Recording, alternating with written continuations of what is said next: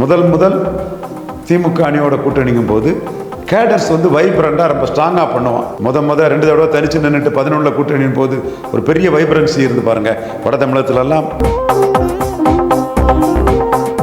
தனக்கு கொடுத்த 5 இடங்களை தாண்டியும் தேமுதிக வந்து அதிமுகவுக்கு கான்ட்ரிபியூட் பண்ணியிருக்கு.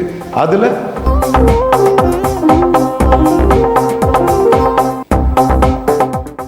இந்த தேர்தலுக்கு பிறகு தேமுதிக வந்து ஒரு வெற்றி வீரராக களத்துக்குள்ள வருவாங்க. 2020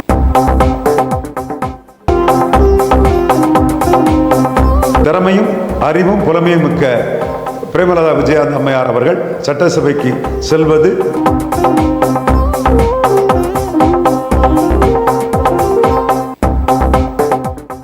அனைவருக்கும் வணக்கம். ரவீந்திரன் துரைசாமி, அரசியல் ஆய்வாளர். திமுக அணியோட தேமுதிக கூட்டணி சேர்ந்திருக்காங்க. திமுக தேமுதிக கூட்டணிங்கிறது முதல் முறையாக நடந்துள்ளது. இதில் இதன் தாக்கம் எப்படி இருக்குங்கிறது தான் மிக முக்கியமான ஒன்று. என்னை பொறுத்தளவில் திமுக அணியே ஏற்கனவே மக்களவைத் தேர்தலில் 47 விழுக்காடு வாக்கு பெற்ற ஒரு அணி. இந்த மக்களவைத் தேர்தல் ஏறக்குறைய ஒரு சட்டமன்ற தேர்தல் மாதிரி தான் நடந்தது. அப்படி இருக்கும்போது 47 விழுக்காடு பலம் கொண்ட ஒரு அணியோடு 3 விழுக்காடு பலம் கொண்ட ஒரு தேமுதிக போகுது. இதில் தேமுதிகவின் பலம் 3ங்கிற மாதிரி நான் சுருக்க விரும்பலை. அது கேப்டன் தலைமையில் 10 வரை போன ஒரு கட்சி தான்.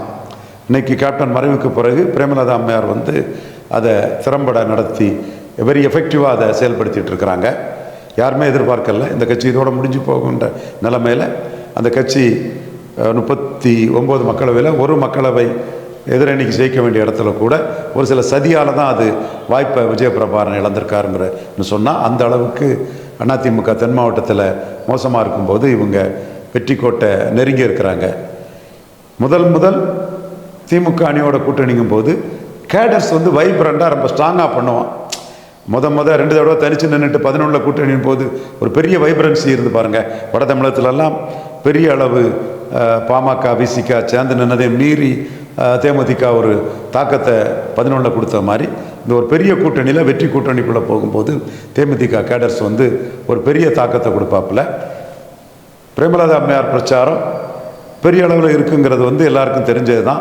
அவங்களே இப்போ ஒரு 6 மாதமாக பெரிய அளவு மக்களை சந்தித்து தன்னுடைய தாக்கம் என்ன, மக்கள் எந்த அளவுக்கு தேமுதிகவை எதிர்பார்க்குறாங்கங்கிறதெல்லாம் நிறுவனம்.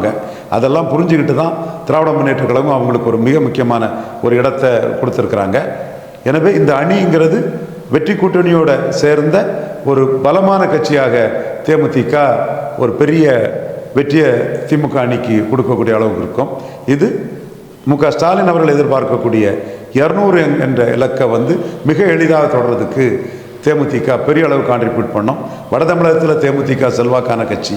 குறிப்பாக அண்ணன் ரஜினிகாந்த் அவர்கள் டாக்டர் ராமதாஸ் ஐயா அவர்களிடம் 2004 தோற்ற பிறகு 2009 தேமுதிகவின் என்ட்ரி தான் பாமக வந்து 0 சீட்டுக்கு தள்ளிச்சு. இந்த காலகட்டத்துக்கு பிறகு 2011 பாமக விசிக 2 பேருமே ஒரு அணியில் நிற்கும்போது தேமுதிக தன் பலத்தால் அதிமுகவோட இணைந்து அவங்கள தோக்கடிச்சாங்க.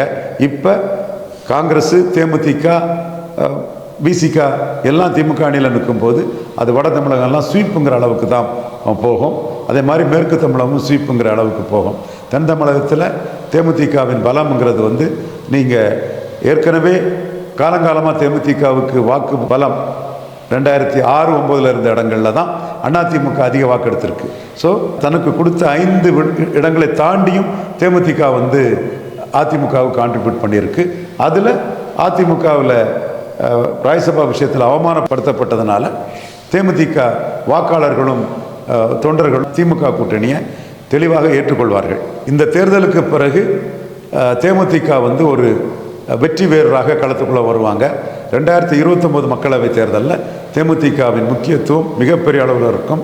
திமுக அணியிலேயே ஸ்டாலின் முதல்வர், அடுத்தபடியாக ஒரு பெரிய க்ரௌட் புல்லராக பிரேமலதா அம்மையார் அவர்களும் விஜயபிரபாரன் அவர்களும் இருப்பாங்கன்னு நான் உறுதியாக கருதுறேன். பிரேமலதா விஜயகாந்த் அம்மையார் இந்த தேர்தலில் போட்டியிட விரும்புகிறார்கள் என்று தகவல்கள் தெரியுது. ஆக்சுவலாக என் போன்றவர்கள் அவங்கள அந்த 2006 ஒரு 20 ஆண்டுகளாக பிரேமலதா அம்மையாரோட அரசியல் தமிழக அரசியல் அவங்க கொடுக்கக்கூடிய பேட்டிகள், அவங்களுடைய ஆளுமை திறன், அவங்களுடைய கெப்பாசிட்டி எல்லாத்தையும் ஃபாலோ பண்ணி வரக்கூடியவங்க தான். ஏன் 2014 பாரத பிரதமர் மோடி அவர்களே என்டிஏ கூட்டணி கட்சிகளை பாராட்டும் போது டெல்லியில் விஜயகாந்த் அவர்களுடைய மனைவி திருமதி பிரேமலதா அம்மையாரோட அந்த பிரச்சாரத்தை கோடிட்டு காட்டி பேசினார்னா அந்த அளவுக்கு ஒரு பவர்ஃபுல் பிரச்சார வலிமை கொண்டவங்க பிரேமலதா விஜயகாந்த் அம்மையார். அப்பொழுதே நாம் எதிர்பார்த்தோம் மதுரை மத்திய இடைத்தேர்தலுக்கு பிறகு மேற்கு இடைத்தேர்தலில் பிரேமலதா அம்மையார் நின்று இருந்தாங்கன்னா ரிசல்ட்டே வேறு மாதிரி வந்திருக்கும். அது ஏதோ கேப்டன் முடிவு அன்னைக்கு வேறு கேண்டிடேட்டை தான் கேப்டன் போட்டார். உண்மையிலே அவங்க நின்று இருந்தாங்கன்னா அது தமிழக அரசியல் வரலாற்றிலே அது இன்னொரு மாற்றத்தை உருவாக்கக்கூடிய ஒரு இதாக இருந்திருக்கும். இப்பொழுது அவங்க இந்த அணியில் கண்டஸ்ட் பண்ணுறது இந்த அணிக்கே ஒரு பலம், தேமுதிகவுக்கே ஒரு பலம். சரியான தொகுதி, பொருத்தமான தொகுதி எடுத்து அவர்கள் சட்டசபையில் நுழைவது தேமுதிகவின் வளர்ச்சிக்கு பெரிதும் உதவும். திறமையும் அறிவும் புலமையும் மிக்க பிரேமலதா விஜயகாந்த் அம்மையார் அவர்கள் சட்டசபைக்கு செல்வது தேமுதிக தொண்டர்களின் விருப்பம் மட்டுமல்ல, மக்களின் விருப்பமும் அதுவாகத்தான் இருக்கிறது. இந்த தேர்தல் தேமுதிகவின் பொதுச் செயலாளர் பிரேமலதா விஜயகாந்த் அம்மையார் அவர்களின் ஆளுமை திறனும் அவங்களுடைய அரசியல் சக்தியும் தமிழக மக்களுக்கு வெளிப்படுத்தக்கூடிய ஒரு தேர்தலாக உறுதியாக இருக்கும் என்று நம்புகிறேன். அன்றே அவர்கள் களத்துக்கு வந்திருக்க வேண்டும். கேப்டன் விஜயகாந்த் அதை செய்திருக்க வேண்டும். ஏனோ தவறிய இதை இன்று அவரே பொதுச் செயலாளராகி காலம் கனிகிறது. எதற்கும் காலமும் நேரமும் கனிய வேண்டும் என்பார்கள். அத்தகைய கனிவான நேரம் கனிந்திருக்கிறது என்பதே உண்மை.